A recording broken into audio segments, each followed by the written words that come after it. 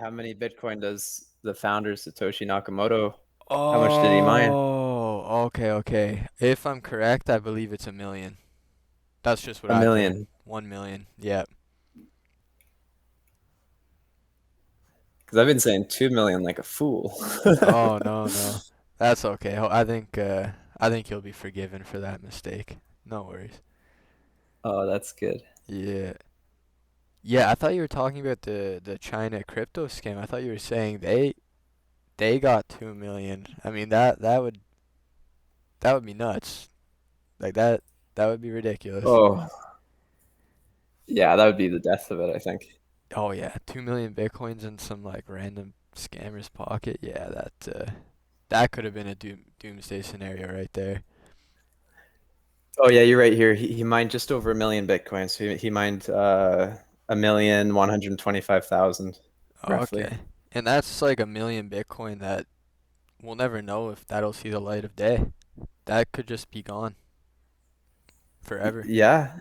Um, I mean, whoever did it obviously isn't showing their cards. All someone would have. We'll get into that. We'll get into that. Yeah, That's actually, this is a we'll good way keep to it fresh. segue right into the first question. Now that we're talking about like Satoshi Nakamoto and the million bitcoins and stuff, who do you think he could be? Hello, everybody. Welcome to the fifth episode of Bits of Truth, hosted by Rain Trozzi and yours truly, Austin McLaren. I hope you enjoy, and let's get into it. Rain and I were just talking about how much bitcoins Satoshi Nakamoto has, and we were going back and forth, and we come to the conclusion that it's 1 million, and that's a lot of bitcoins. That is a lot, and whoever that may be is in possession of a lot of wealth. And then we were kind of going on, and this leads into our segue here. But does anybody have an idea who the creator of Bitcoin really is? Like, there's theories and stuff, and we have our opinions. And I'd just like to know, like, Rain, who do you think the holder of the 1 million bitcoins could be? Who do you think the creator Satoshi Nakamoto is? Um, well, I'll come out and confess that I have absolutely no idea. Fair enough. I couldn't possibly give an intelligent argument as to who.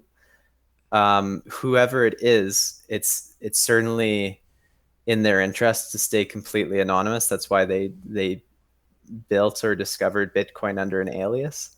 Mhm. Um, and that's likely For good why reason. that they yeah, and that's likely why they've never come out to this day. Because if I was the CIA or another dirty, three-letter federal agency that's responsible for oppressing the people, I would have I'd have the founder of Bitcoin, Jeffrey Epstein. Yeah. Jeffrey Epstein, so he can run his own little personal island anonymously. I mean, that's a fair guess as anything is. I mean, we really have absolutely zero clue who Satoshi Nakamoto is. It could be Jeffrey Epstein, it could be your neighbor's dog, it could be the bum on the corner of the street. We really just don't freaking know. And of course, there's um theories and all this and stuff, and I guess I'll just kind of throw in my 2 cents there. I'm not one to really speculate on this too much, but when I was first kind of getting into Bitcoin, I wanted to know, it's a captivating mystery, right? It's like, oh my goodness, who is the creator of Bitcoin? Like, when you're first in the scene, you kind of want to know. So, um, what I was thinking was there was a guy named Hal Finney, and kind of how the story goes with this Hal Finney character is he was into like software development, and I hope I'm correct here. I believe he was in software development and programming and all that stuff. So he's a very intelligent man when it comes to computers and all that jazz. Um, Unlike me, but He was there, and it's confirmed. This has been confirmed. He was there to participate in the first Bitcoin transaction. Um, Satoshi Nakamoto, possibly Hal Finney, we don't know, whoever he may be, sent him, I believe, a block, which is 50 if I'm correct. Please correct me if I'm wrong. A Bitcoin block 50. So he sent him a chunk of Bitcoin, which I believe was 50. So he was there during the very beginning, and along like each step of the way, Hal Finney was by Satoshi's side. So, that's not saying much. Okay, this guy got in early. Um, so what? Big deal. But here's where it gets interesting, and by no means am I saying he is, but this is kind of the chink in the story here. Um, Around the time that Satoshi Nakamoto disappeared, because he was updating the community and stuff and this and that. Um, Satoshi claims, things are getting hot, things are getting intense. I'm gonna have to take a step back, which he does, you know. But around that same time, and unfortunately, Hal Finney was sick during the development of Bitcoin. I believe this was 2012, 2014, around this time when Satoshi basically drops off the face of the earth. But at the same time that Satoshi drops off the face of the earth, Hal Finney unfortunately passes away, and we have yet to hear from Satoshi Nakamoto. Now, I'm not saying that he is because he was there at the beginning and because when Satoshi Nakamoto stopped responding, was roughly around the same time Hal Finney passed away. Rest in peace. I'm not saying that's it, but of all the stories and of all the things, those two seem to line up the closest. And Wow. yeah, I mean, we'll never really know. We can only speculate, but that's just my personal speculation. That's just my little theory there. But it's not even mine. I've actually read that somewhere else. But that's the one that seems to be the most parallel in any case. To me, that's a fascinating story, and as well as leaving us with that, that very possible theory that this gentleman was indeed the creator of Bitcoin.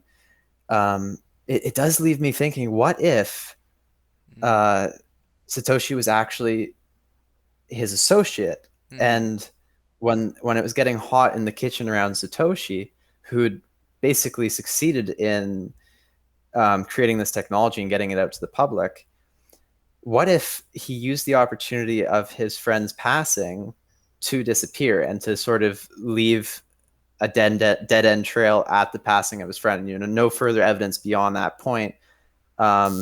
It's like disappearing off of a cliff. Like, did he Yeah, yeah, die? yeah. Is he still Yeah. out there? Um, so like, it's not conclusive, but it's fascinating. Um, but I suppose where I can come from it with what I understand is that um, I don't know if we could prove who he is, but we could always prove who he's not, right? Okay. Um, and I think that if we ever did find out who he is, I think as people who appreciate what he did, we should never reveal it. You know that scene from Spider-Man 2, like the old Marvel movie, when he saves the people on the train and gets injured? Okay, yeah, yeah, yeah. Yeah. Well, all the people on that train found out who Spider-Man was, but they're grateful for what Spider-Man did for him, for them all, and promised to keep his identity revealed or concealed. Mhm. Apologies, concealed. I think that uh, Yeah, I if we think were that to it would be the find right thing to out do. yeah, if we were to find out Satoshi's true identity, I think yeah, it would be better for the community to kind of leave it a mystery, to respect the privacy that he clearly wants, And yeah, like Spider-Man, just kind of leave it at that. He brought this technology into the world. Um, it's a great technology, and it has the potential to save a lot of lives, very much like Spider-Man. Um, and yeah, he clearly does not want his identity to be exposed. So if we were to really put in that man hour and just dig and grind and find out who he was, um, I think the best course of action, like you were saying, would be to just leave it at that, to not expose who he is to the public, just out of respect and just out of the whole kind of mystique and philosophy and of Bitcoin, because it really adds that cherry on top to the Bitcoin story. Nobody knows, and like Bitcoin, it's meant for that. It's meant to keep the people anonymous. It's meant to be solely a peer-to-peer method of exchange. No identity is needed. And to really just like stick it, just put the cherry on top, nobody knows the creator. And that really just encapsulates the Bitcoin story. And to have that shattered, I mean, at this point, Bitcoin's so strong and like it has such a foundation. So it's not like it'd be catastrophic or anything like that. But to have that mystique and have that storyline shattered, um, it just wouldn't have the same effect. Yeah. Um, Absolutely. It's poetic, really. The founder of this anonymous freedom money was anonymous and free. Yeah. Um, that being said, though, I think it is important because people have and people will continue to claim that they invented Bitcoin. Mhm. Mhm. Mhm. Um, and I think that it is important to have some basic logic, which can act as an immune system to false claims like that. Because um, if someone were to convince others of such a claim based on a lie, I think that would be damaging. Um, and also give a false face to Bitcoin. Hmm. Uh, so we can just have some basic logical um, things just to keep in mind to insulate it from this problem. The first being, okay, Bitcoin is 13 years old. So naturally, nobody under 13 years of age could have possibly programmed Bitcoin. And I take that a step further that, for instance, 13 years ago, I would have been 8 years old. I would say that I cannot be the founder of Bitcoin. I wouldn't have had anywhere near the skills in mathematics, algorithmic encryption, and computer programming to pull that off. And I dare say, Austin, yourself too, being Definitely roughly the not. same age as me. No. I don't, so I would say that. I mean, the inventor. I would just roughly say he, she, or they must have at least been 20 years old when they made it, and that's probably um, just experientially. That's probably very generous on Satoshi's part. pushing. Being very generous. Yeah, Yeah, with the age there. I, I would push it as far as to say that nobody who's under 30 now Mm. could be the inventor or is likely to be the inventor. Yeah, yeah. So there we can rule out, probably about half the Any population of the TikTokers planet. claiming that they're Satoshi and look to be under 30, very unlikely. Please do not please do not follow that guy on TikTok that looks like he's 16 saying he's Satoshi. We can't rule out based on gender or even on number of people because we just can't. We have no way of knowing. It was done under an alias. So Satoshi being a male Japanese name doesn't necessarily mean that the inventor was male. No. Very well could have been female. Could Um, have been American, Mexican, could have been anywhere on the planet. Doesn't have to be Japanese, could be anywhere. I would say that an interesting study to see would be people comb through Satoshi's um, entries as he was interacting with the community and see if there's more than one writer voice that might allow us to guess whether or not it was indeed an individual or if it was a collective effort. Mm-hmm. Um, Yeah. but I think the ultimate check, if anybody makes the claim um, to be Satoshi Nakamoto, I say don't trust, verify, and that individual, in order to prove that, should be able to move Satoshi's coins on the blockchain. Yeah, That yeah. 1,125,000 should be able to move a portion of that um, of those coins, Yeah. and we'd be able to see that on the public ledger, and that would be evidence that either that person is indeed the inventor Or or they was have his so keys at closely, least. They have his or keys at at least have least. his keys. Yeah. And to have the keys, you'd have to be closely connected with him Mm-hmm. or be him slash her. Um, yeah. So conclusively for me, I'd say I have absolutely no idea who that is. I'd say I am fascinated by your story, Austin, that you shared with me about a potential candidate who obviously we can't hurt now by talking about that because God bless his soul, he's deceased. Mm-hmm. But I also think that we have to be very careful and knowledgeable of this topic as to not allow false prophets into any sort of position of powerful influence over the Bitcoin community. Definitely, definitely. And over the years, there have been a few who have claimed to have been um Satoshi and have built careers off that claim. And I can't say matter of factly they are not, but I also do not have the audacity to say matter of factly that they are. So, with that being said, just like Rain said, verify, just do your due diligence, and kind of a thing I'd like to add, and we don't need to go too deep down this rabbit hole, but whoever's claiming they're Satoshi, like just based off of the story, you know, and how he disappeared and how he has yet to move his bitcoins, if he, you know, whoever's publicly claiming, basically putting on a billboard, I'm Satoshi, that does not line up with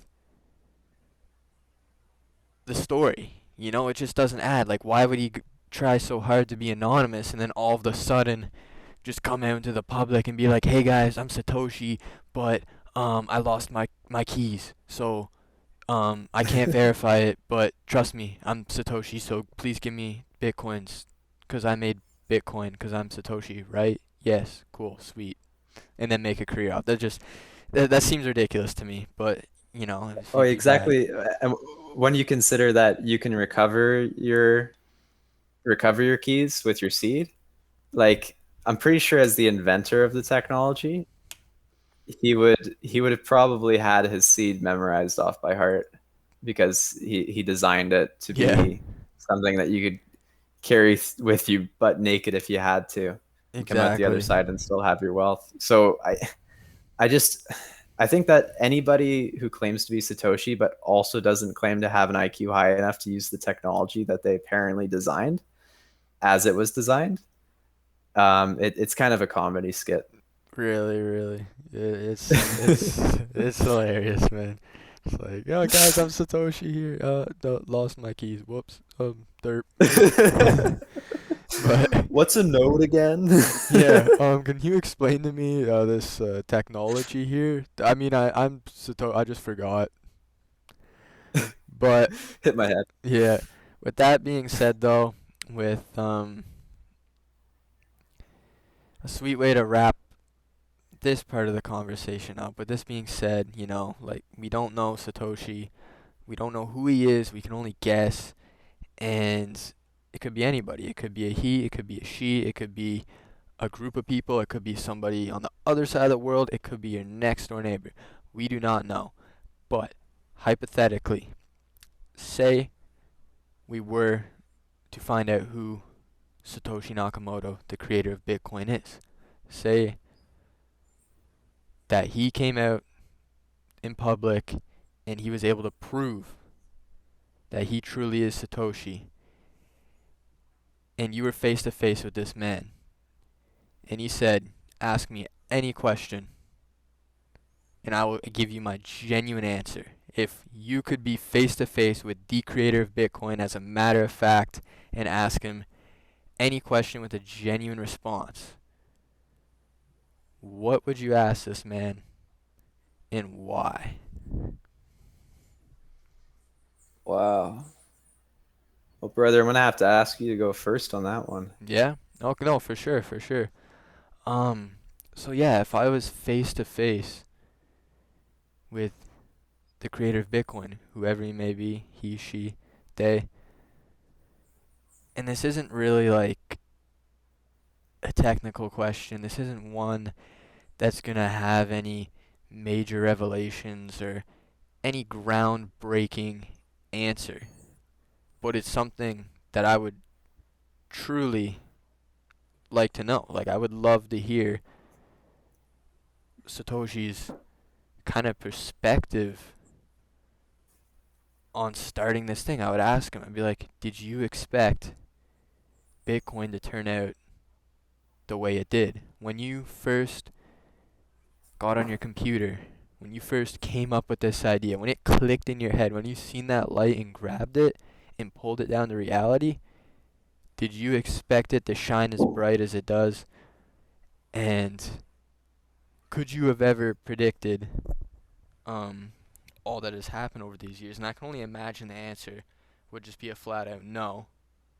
I can only imagine just be like, no, I could not predict this. But I'd love to like hear the storyline, like just experiencing from the very beginning, watching this seedling of a creation just grow and grow and grow, and being there, and then like having this community and watching it just build up from literally an idea, like creating immense wealth for generations from a seedling in your brain. Like, I can only imagine just the intensity of experience and purpose that man must have felt while he was watching this grow. Or maybe not, but I would love to know. And I would ask him, is this what you expected? Is this what you could have imagined in your wildest dreams?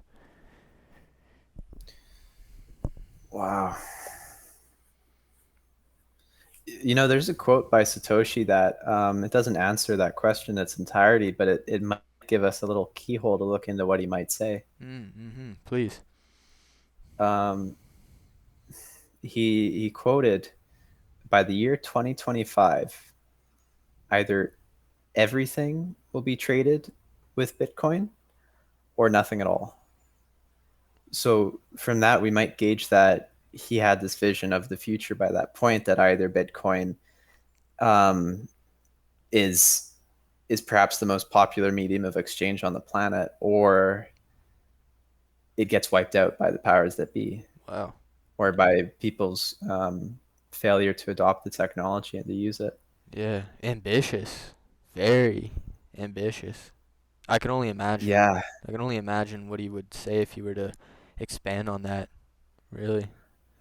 I imagine, like, because philosophically, I think there's a reason why a Bitcoin podcast is really limitless as to what we can talk about, is because um, Bitcoin fundamentally invokes so many questions. Not always just based on the algorithm and all the technicalities, but philosophically, I think that for a technology that when you look into it and it's so inspiring and so thought provoking, um,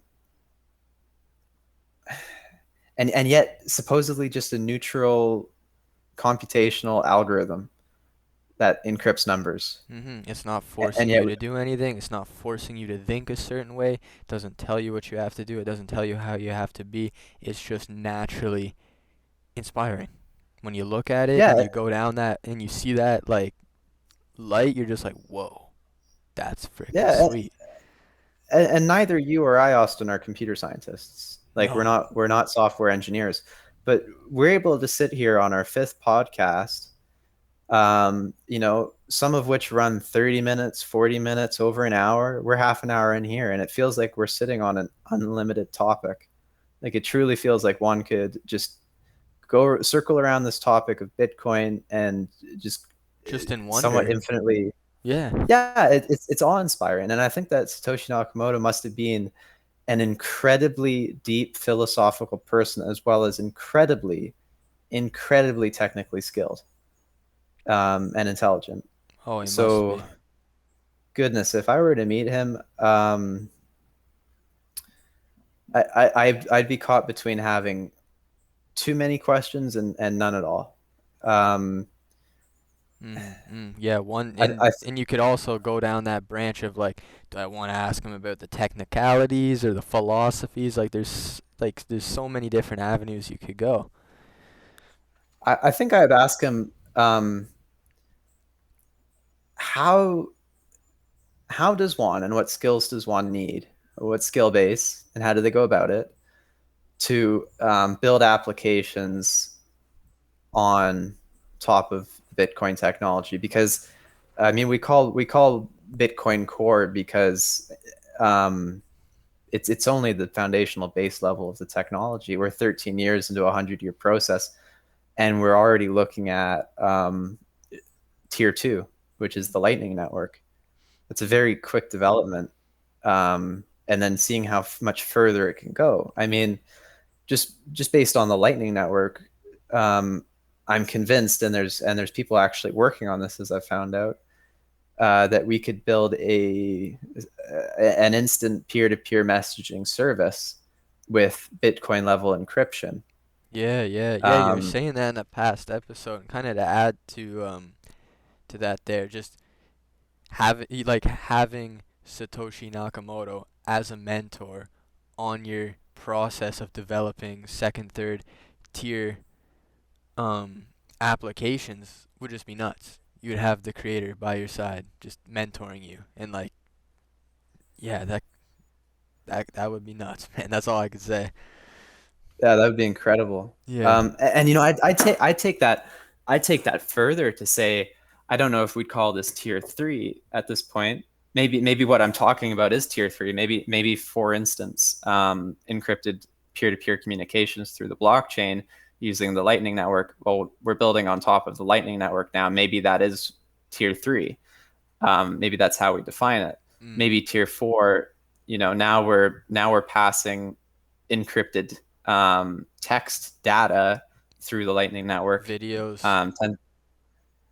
Yes. I would say we'd start with doing audio recordings and then sending those in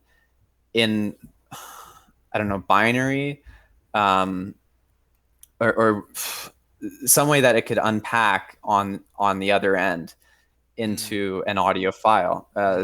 It's possible we have been doing audio files for a long time. Um, And then but you kind of could encrypt that data. move that up to like videos and stuff like that and stream. I've heard an interesting topic. I don't know exactly. This would probably be done on the Lightning Network, but like streaming money per second of listening time. Like the Yeah, tiniest little fraction of a Bitcoin, instead of getting paid by AdSense, you get paid by um attention, basically by people's attention. Like literally, however many seconds you are watching the video, you are streaming a little bit to the creator, basically for being an entertainer. Um, and it also makes the person conscious of where they put their attention. You know, you can't just, I mean, you could, but it's gonna cost you. You can't really just sit on Netflix all day, um, streaming your cash, your Bitcoin, to the creator of Netflix unless you really want to do that. It'd make you a little more conscious. But yeah, just streaming cash and streaming Bitcoin, might I say, um, by the second could be really interesting use for that. yeah. And what it does is it actually assigns real value to information. Hmm. Um, I would like to see shortly after the development of, for instance, sending voice recordings over Lightning. I would Yeah. like to see very similar to what you're describing, which would be possibly possibly a one-way communication. Part of me wants to say that it would require some sort of two-way communication. Um, because, for instance, say you have somebody streaming, right? Mm-hmm. Streaming, I don't know, a cooking lesson, and there's a number of people watching. Mm-hmm. So what would be happening in order to communicate that data in perhaps encrypted format through the blockchain is the host would be happening to send minute amounts of Bitcoin every split second with the data of what's Oh, going okay. on in their recording. Mm-hmm. And as that unpacks on the viewer side, it unpacks into a viewer experience. We could actually watch this. Oh, okay. So the Um, host would have to be paying though, 'cause like you have to you're sending something, right? Like it's nothing's free. So when you're sending that little bit of information, you're gonna have to pay, but it'd be like really such a tiny amount. And hopefully, I guess the idea is hopefully people you get enough attention or enough people so that they're streaming enough back to cover your costs and then some. So you're even making profits on it potentially. yeah, I think there would have to be a two-way flow, and if it's, I mean, if the person wants to do it for free, I mean, you could just equalize the sats going both ways. I mean, you could set it up so Yeah, that and then make like an escrow. Is escrow the word? Like an escrow pool or like a pool where any extra may go to like a charity or something. Hmm. Hmm. yeah, I think that gets more complicated. Oh, I definitely. would That's just an just idea. on the That's just an idea. I can only imagine how difficult it would be to make that into reality. but I think it's possible. I think the path that I'm seeing is starting with instant messaging, Mhm. building on Lightning, and then um, broadening that to using that encryption protocol to encrypt code for the other user to unpack into an audio Mm. file. And now we're having one-way voice recordings. Okay. Well, all we have to do from there is to do two-way voice recordings. So you'd have to, Yeah, I was um, just gonna ask you, 'cause you were saying one way, right? Which seems possible enough, at least for my brain to imagine. But like, yeah, how do you imagine like two-way? Like at like instantaneous, like what we're doing now. Like I'm speaking to you, you're speaking to me. It's relaying back and forth. I could see how I could like record an audio and then send it to you. You play it, you record and send it back. But like, how do you imagine that next step where it's instantaneous and we could do stuff like this through the blockchain?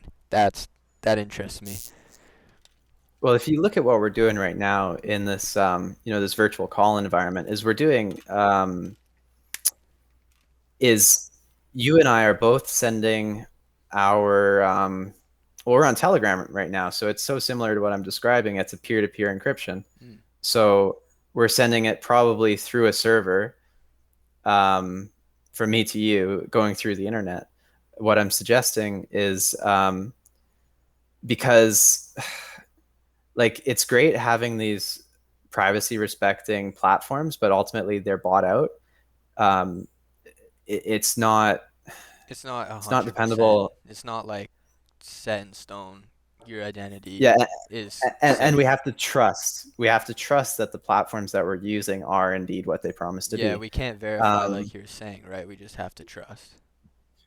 yeah, but in essence, it would work similarly. So right now I'm talking, and the computer is recording my audio and essentially transcribing that into code and sending that to you, and then Mhm. your computer is unpacking that code into comprehensible MP3 type format. You're taking it in as audio. I'm giving it to you in audio, but there's a process in between that translate it into code Okay. as it's moved from me to you. So it'd be Um, somewhat similar, I'd imagine, through using Bitcoin technology, except it would cost, I could imagine. Um, I mean, it might not necessarily have to cost. No? Uh, it could be free, and free in a sense that, I mean, perhaps free if we're both running full nodes. If we're running partial nodes where someone else is providing the node service, they would take a minute fee, um, perhaps minute based, Mm-hmm. but every split second, like fractional moments in a second, um, in the Lightning Tunnel network, where you basically got pendulum balls. We talked about this a few episodes ago. Yeah, yeah. Um, one pushing in one side and then popping out the other side, and now there's the same amount of balls in the middle of the tunnel. Well, if you were to push an equal ball back into the tunnel, it would push one out on my side, right? Yeah.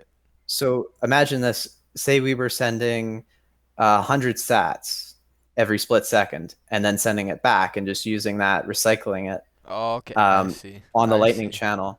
And Yeah. every time that you send that transaction, it's carrying with it an encrypted version of the code, which only you and I are able to de-encrypt using, say, if I was hosting the call, my private key. I'd be encrypting anything Mm-hmm.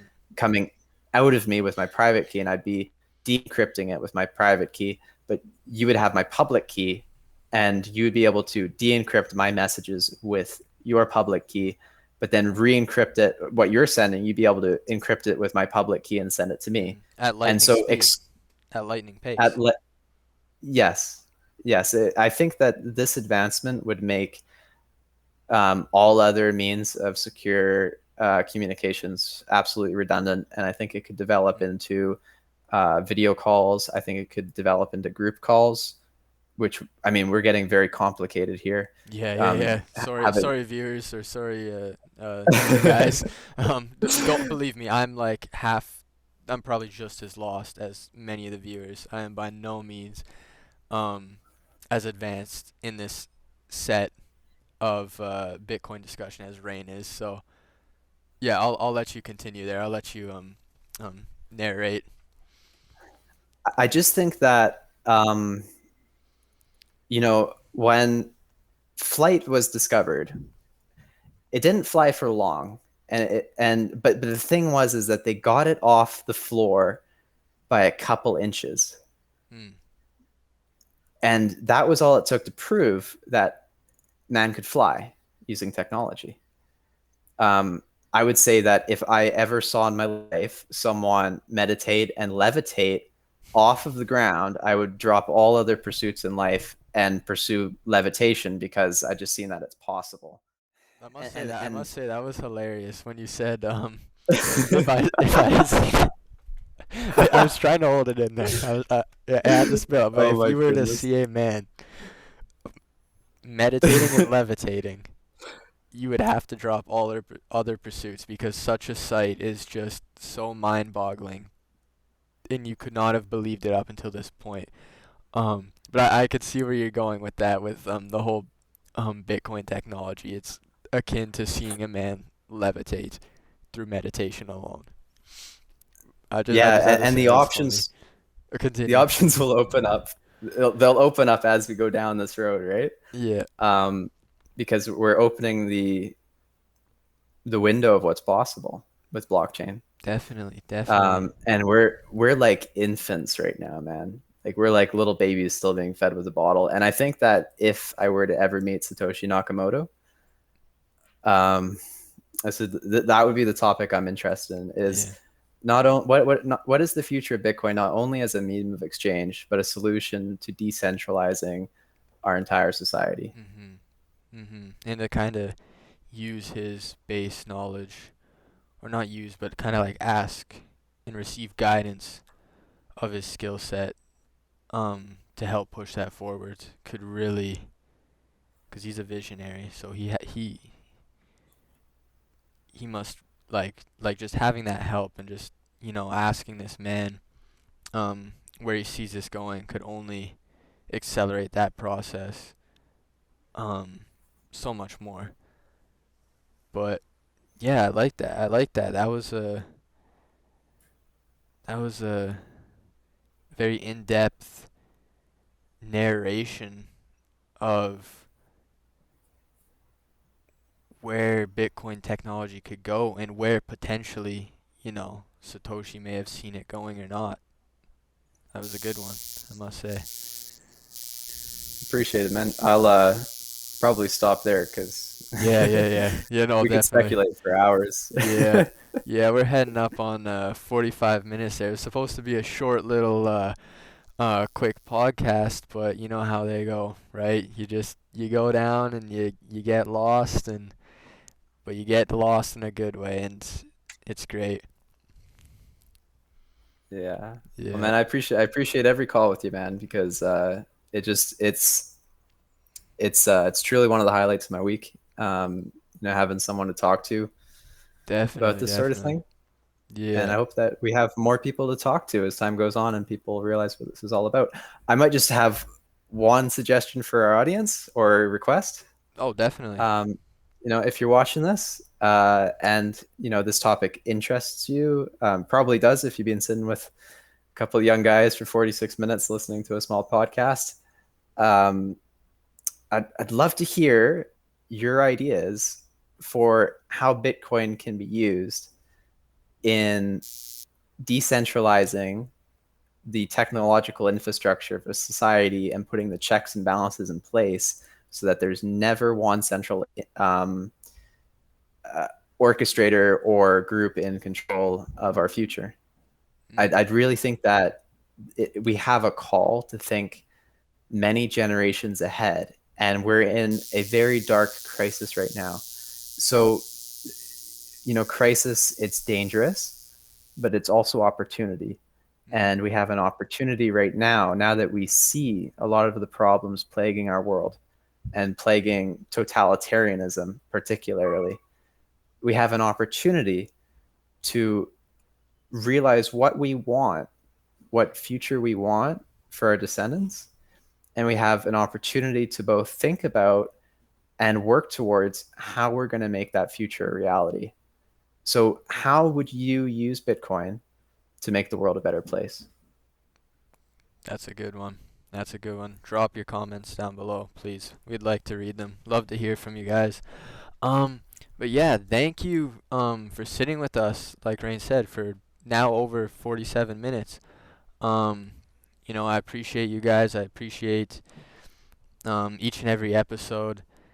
Um, it's always something to look forward to. I always have a blast discussing these topics with you, Rain. Um, is there anything else you would like to add before we end this episode? Just looking forward to coming back next week, brother. Same, same. Alrighty. Peace. Peace.